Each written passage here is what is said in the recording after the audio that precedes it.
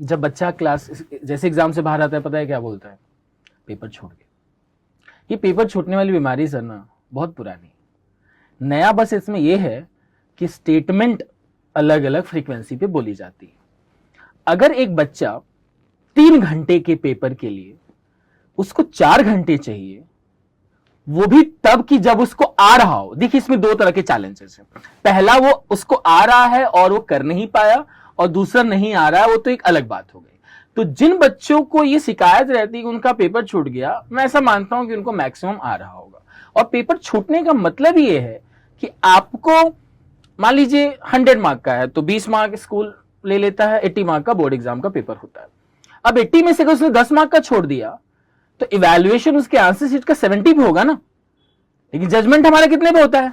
80 पे। लेकिन होना कितने पे चाहिए? 70 पे, जितना कि बच्चे ने अटेम्प्ट किया।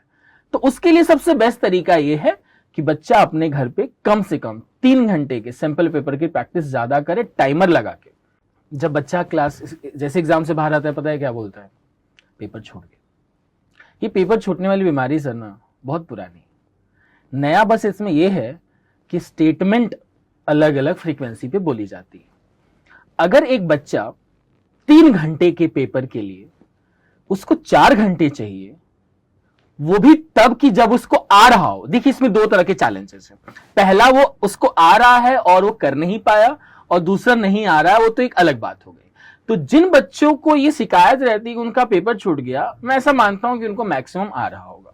और पेपर छूटने का मतलब ये है कि आपको, मान लीजिए 100 मार्क का है तो 20 मार्क स्कूल ले लेता है, 80 मार्क का बोर्ड एग्जाम का पेपर होता है।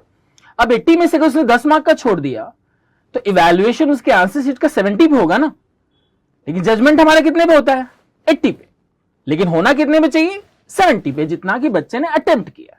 तो उसके लिए सबसे बेस्ट तरीका यह है कि बच्चा अपने घर पे कम से कम 3 घंटे के सैंपल पेपर की प्रैक्टिस ज्यादा करे, टाइमर लगा के।